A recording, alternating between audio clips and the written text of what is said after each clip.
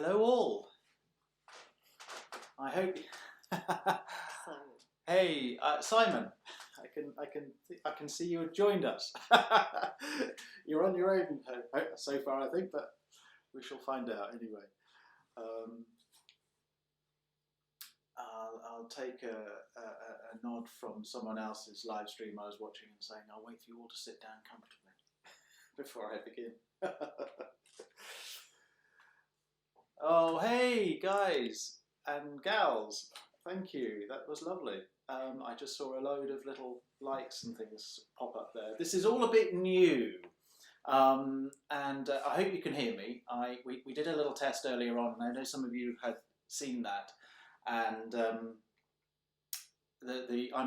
my microphone, I don't have a microphone.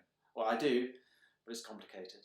So it's my iMac that's just off shot that's picking up my voice. So I hope I'm going to try and talk up a little louder, and then hopefully you'll be able to hear me. Gosh, I'm in my living room. I'm not in my studio because I couldn't fit you all in. I've decamped and I'm in my living room, and this live streaming business is a bit strange because I've completely taken over the room. And if you could see behind the camera, it's probably best not to see behind the camera. The amount of trip hazards around here is terrible. So health and safety, don't say that to me. So we're in my living room because obviously we're all in this kind of strange little scenario at this time in our lives, so we this is the new normal. I think. And it's very strange. In many ways it's quite lovely because I feel that there's an intimacy with something like this, which is really lovely. Last year was a kind of roller coaster year for me.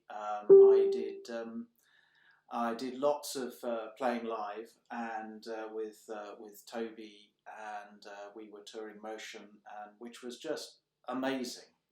And we played little tiny venues which were wonderful, things like Temperance Cafe in Leamington Spa, and the audience were just here, and it was just wonderful. I loved it.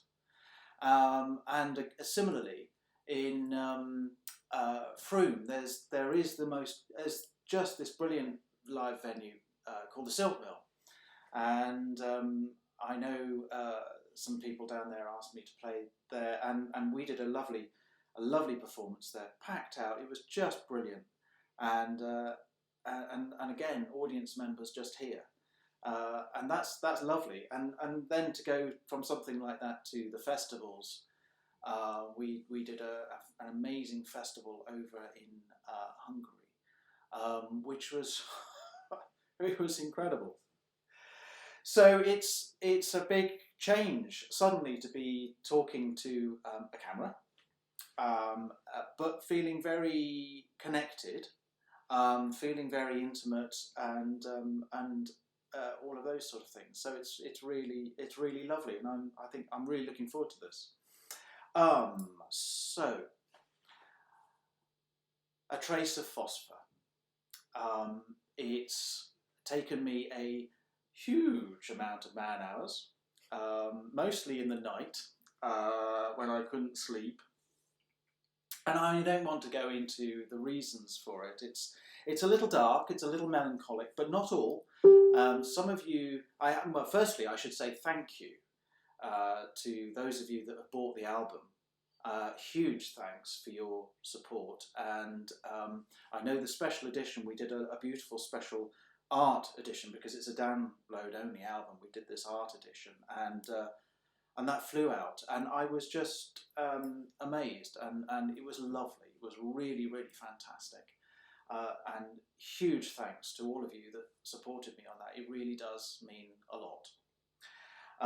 And if you haven't bought it, why? It's an amazing album. I think so. I could say it's some of my best work, but what I wanted to experiment with being a little bit more darker on the piano, so a lot of the tones are further down the keyboard than I normally play. I wanted to experiment with going off key and dissonance and all of those sort of things as well. And I wanted to, shock horror, there are short tracks on there. A little odd for me. And I found myself sometimes actually trying to keep them really short, which was fun. Didn't always work. But you know, it means a lot to me, this album. It's a very personal album, and there's hope. There's lightness. There's optimism. There's thoughtfulness. There's contemplativeness. But there's also dark. But a bit like life, really, isn't it? Big shout outs because well, big shout outs to a couple of people, 3 people actually. One of which is on the album twice. Lydia Kenny, who is such a wonderfully talented, incredibly gifted musician. Really wonderful saxophonist, soprano saxophonist, amongst other things. And she features on 2 of the tracks, and you're going to hear a little bit of her this evening.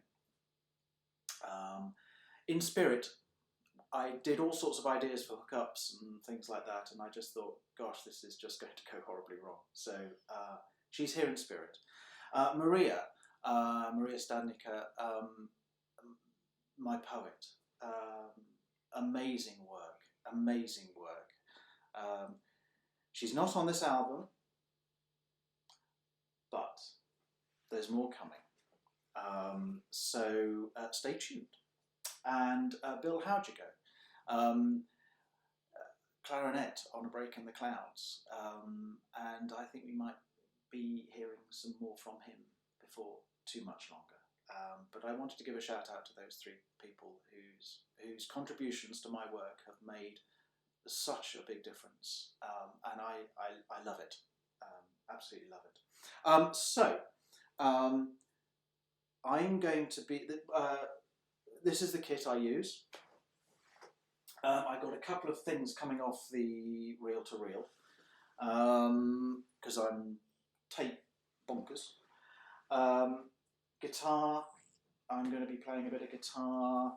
There's piano and keys and things like that here. My little mini brute, my little analog synthesizer, which I've had for a little while, which takes me back to longer than I care to remember. But if I were to say to you, those that know, the very first synthesizer that I ever played was a Prophet 5, just after they were released. Ooh. So, I'm enjoying this. I'd like to experiment much more with it. I'm liking the fact that it hasn't got memories. I'm liking the fact that it's all knobs and stuff like that, and you can just reach out and change something. But there'll always be, for me, the piano. So I'm going to mute myself, and then I'm going to unmute myself at the end. Which didn't work in our little practice session, but I hope it does now. So thank you very much indeed. I really appreciate everyone that's joined. I can see on the screen there's a whole load of things there. I can't see because I haven't got my glasses on.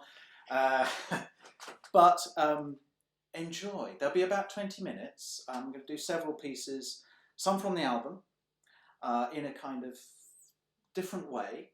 And some new stuff as well, which might be quite low key. But if you've heard the Lighting Beacons EP, there's something similar. Let's see, and I hope you very much enjoy it. Please ask questions, type questions away. When we finished, I'm going to try and see those questions that you've written and see if I can answer them, unless they're like I said about sort of hard things like sport, which I know nothing about. So, thank you.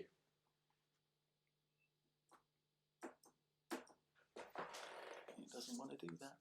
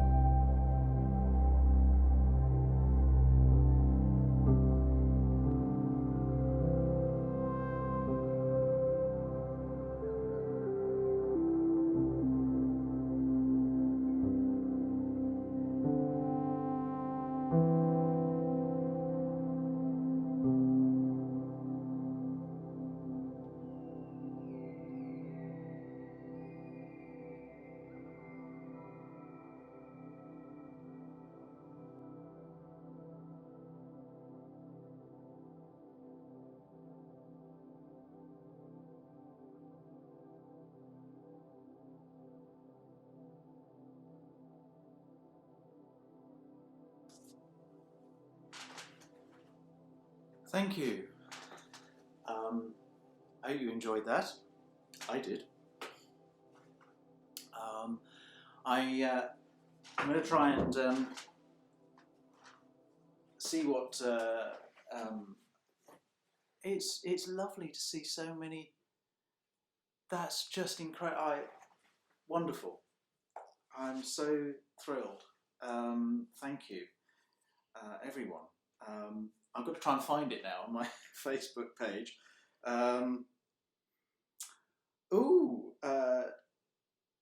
Yeah, goodness gracious. I'll have to see if I can. Where do I find it? I've got to look at my page now suddenly. Sorry, everybody. Let's have a look and see. Do we have any questions? Do we have any questions? I see there are some comments there. So I'm going to try and. I can't do that now. How do I see those?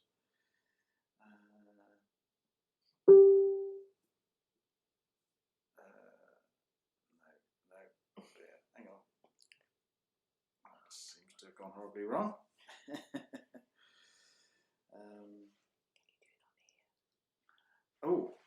That's a good point. Yes, I'm being prompted to have a look at. Mel Turford, what is the venue in Frome again, please? It's the Silk Mill. It's in Frome, in the centre of Frome. There's I can't remember the little part of it now. Knobs rule, Paul. Yes, you're right. Apparently so. I'm told. Pete, hi, and Richard Gertler. That's lovely, and to see you there, Nigel. Hi, Nigel. Mark Kuykendall. Great to see you. Thank you. And Fernando Perales. That's lovely to. Andrew Shackleton. Thank you. On the rota to be in work tomorrow. Oh, sorry, Pete. I'm reading your. I thought it was a question. What are your influences, Pete? What are your influences, both ambient and non-ambient? Sorry, I hope that wasn't too loud. I've got suddenly close to the mic. What are my influences? My influences go back an awful long way. Ambient and non-ambient. Non-ambient, kind of punky things and stuff like that. And I was really into kind of new wave in the late 70s and Gary Newman, oh dear. Ambient, well, Tangerine Dream was a big influence. I didn't discover Eno until very late. In fact, funny enough, I discovered Roger Eno way before I discovered Brian Eno. And Harold Budd is just an enormous influence on me, and I should say Ray Dealers, of course. So it's from those things. But I also like, I've been listening to an awful lot of very early Kraftwerk, so before they even kind of got into synths and stuff like that, which I think is wonderful stuff.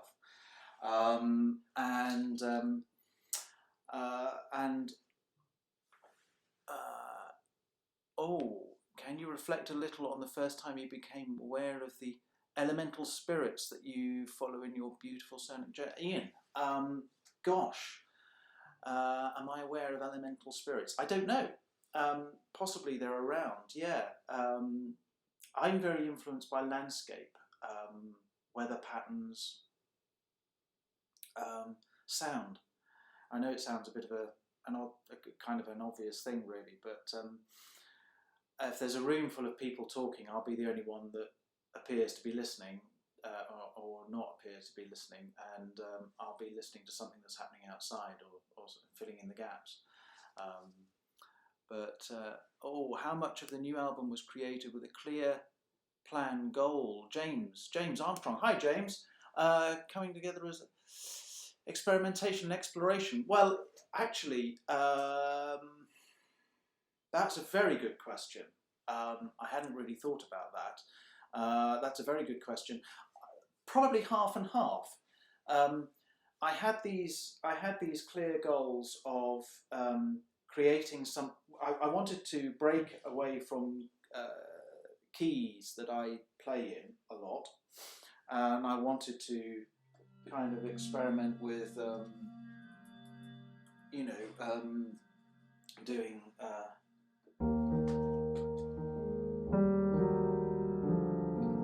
kind of darker stuff, really, and seeing where it would go, and that came about at I suppose a sort of a personal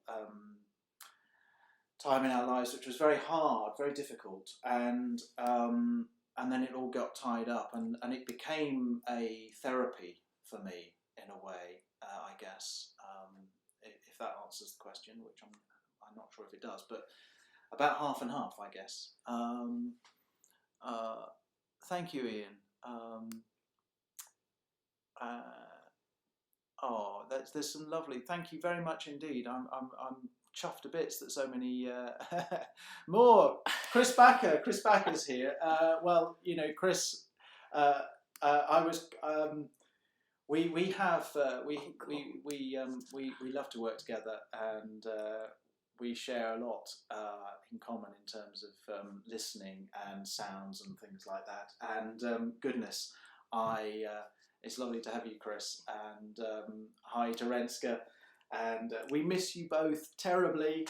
We miss the flatlands and the wide skies. Yeah, and so yeah, I'm looking forward to chatting to you about our next project. Oh, Simon, did you see Harold Budd in Brighton? I'm jealous. I've never actually seen him, and I really would like to. So yeah, I'm. What album influenced you the most, Chris? Goodness gracious, what album influenced you the most? Probably one of yours. A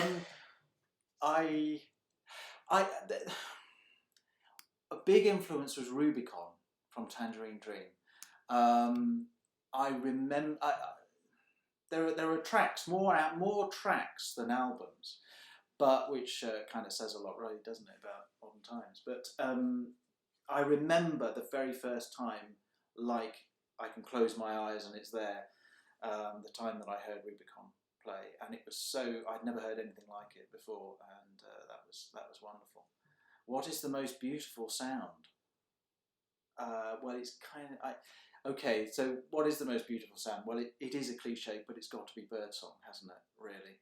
I was out trying to record, when in this quieter time that we're in, I was out trying to record skylarks yesterday, and I got about 10 seconds of one. They've been amazing,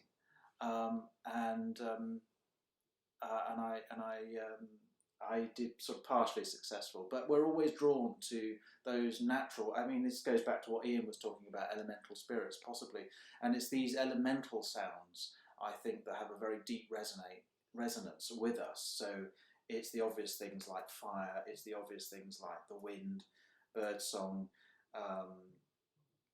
the wind, sea. And these are environmental sounds, and they have been with us since we have been here. So they reach very deep inside us, and yeah, that's my beliefs anyway. Which sound recorder do you use in the field? Neil, I use two actually, which sounds a bit odd, doesn't it? No, I use a Sony. I use quite a high-end Sony, which I love. Both of them are kind of point and shoot. They're kind of Instamatics, you know. So I haven't got any kind of loads of stuff everywhere.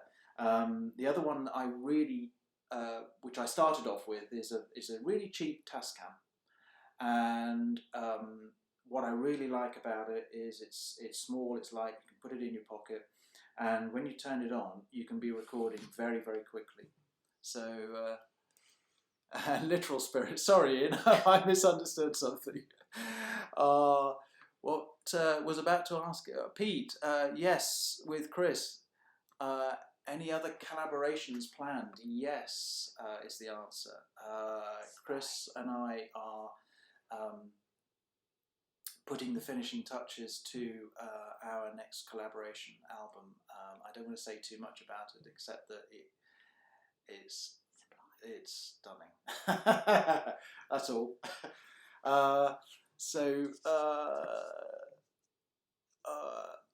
Oh, Bill Evans. Love some Bill Evans. Yeah, definitely on piano. Oh, and I think there's more.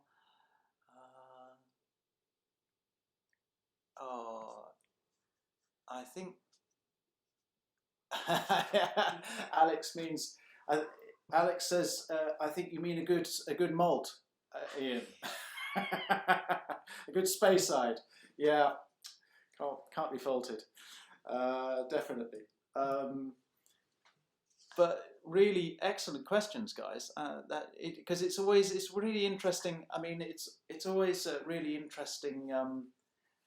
Kind of working away on your own in isolation. I mean, I'm in isolation most of the time anyway. Half my week's in isolation, and you know, you can kind of lose track of where these influences and trying to talk about your own work as well. So this is fantastic. Actually, this is like being in a lecture theatre with a room full of students in front of you, and they're asking you questions and. Not that you're students, I didn't mean that, but you know, I'm relaying it to things that I've done when I've done lecturing on design, for example, and typography, and I get these questions. You know, oh, that's a really good question. How am I going to answer that? It's lovely, yeah, but it does identify things. What's your favourite key, Toby? You know what my favourite key is. That's a lovely question. Well, I hope you noticed that I did break out of it this evening. Oh dear. We've gone on really well. I mean, it's absolutely wonderful to see so many people here. Thank you so much. Yeah, the white. Well, there's an interesting. Okay, so there's an interesting story behind this key business. And I'm not going to tell the ones with Toby and I, but I had the chance of Akim was over in Rodilis was over in England, and I'd set him up to. He was playing in Birmingham or something, or in Manchester, and I said, okay, well, why don't you stop off here and we'll do a performance in the Goods Shed. There is this amazing venue in Stroud where I live called the Goods Shed. So I set this event up, and he said we were chatting in the afternoon beforehand, and he said, oh no, you must play with me, we must do this together. And I'm thinking, what? I haven't planned anything, I haven't got anything. So I thought, well, there's my penny, I'm in for it. So we did this thing, and I suddenly thought, we concentrated on setting up all the equipment and everything like that, and I suddenly thought, Akim, this was just before we were about to start playing. We were on stage, and I said, Akim, what key are we going to play in? And he said, the easy one, all the white notes. So there we are. Alex put some black on paper. Yeah, I did. Alex, well spotted. There are some black keys played. In fact, there are quite a lot on the new album of black keys, actually, because it's a dark album, of course. So, yeah, Sandy, Zoe's right here, and we've been loving your little blackbirds. Your little blackbirds. That's been wonderful. Oh, thanks, Alex. Yeah, I really am beginning to. I kind of have this odd relationship with it. I love it, and then I don't love it so much, and then I really love it, and then I don't, and I go between the two. But actually, I'm really enjoying working with it. Oh, I know, Nigel. Yes, I'm really sorry. I know. I remember your comment. To be quite honest, we put together. It was a digital. This is a digital album, and in fact, I can't claim any credit for this as an idea. But Alex Caminada Fonsonic came up with this idea of doing an art-only special edition, because people like to have something tangible, and I was going to put a download code in it, but suddenly all the post went a bit squiffy. So I thought, okay, so how my wife makes these beautiful artists' books, which are intricate folds and enveloping things, and they work. They're kind of 3D sculptures. And yes, Chris, her work is a huge influence on me, and we made up 25 of these, and Nigel, I didn't expect them to go so quick. They went just like that, and I'm absolutely honoured that they did do that. It was lovely, and I'm chuffed to bits that people have sent in lovely messages, and that's been absolutely wonderful.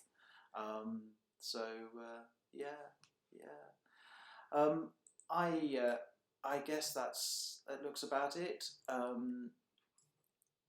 Thank you so much, everyone, for joining me on this.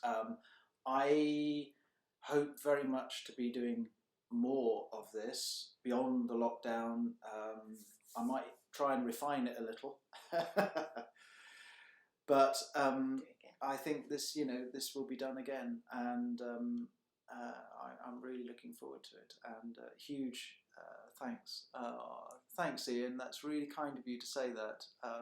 Yeah, she's a little star, my wife. She she does really beautiful work.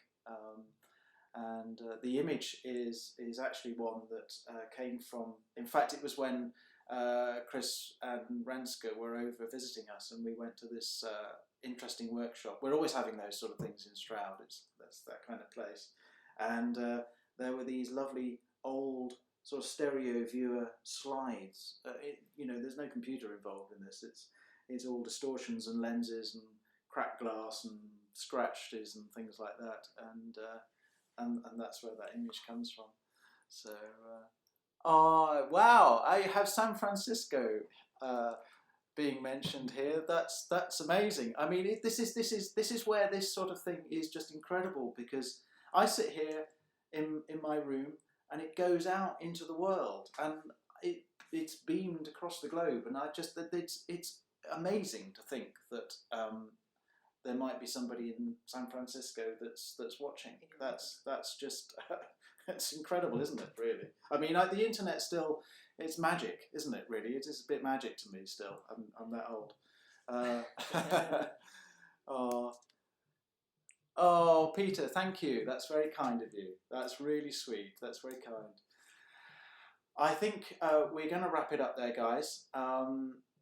I have been recording the live stream, so I'm going to now upload it to YouTube. Well, at least I'm going to try. I never know with these things. But it's been wonderful, and thank you so much for joining me. And have a good rest of the evening, and enjoy, and keep well, and stay safe, please. All right, bye.